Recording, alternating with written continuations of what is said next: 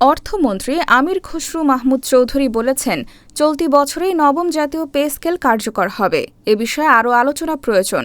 সরকার শিগগিরই সিদ্ধান্ত জানাবে। সোমবার অর্থ মন্ত্রণালয়ে পে কমিশন নিয়ে অনুষ্ঠিত বৈঠক শেষে তথ্য জানান তিনি। অর্থমন্ত্রীর সভাপতিত্বে এ বৈঠক অনুষ্ঠিত হয়েছে।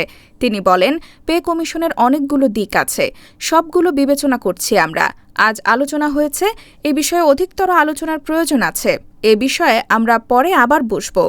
এ সময় সাংবাদিকদের প্রশ্নের জবাবে মন্ত্রী বলেন, এ বছরই নতুন পে স্কেল বাস্তবায়ন হবে। তবে এটি হলে মূল্যস্ফীতি নিয়ে সরকার কী পদ্ধতি অবলম্বন করবে তা পে স্কেল ঘোষণার পর জানানো হবে।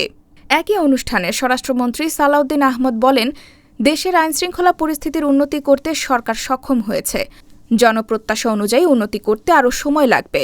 180 দিনের মধ্যে সরকার যেসব কর্মসূচি বাস্তবায়ন করেছে ও শুরু করেছে সেগুলো প্রশংসিত হয়েছে।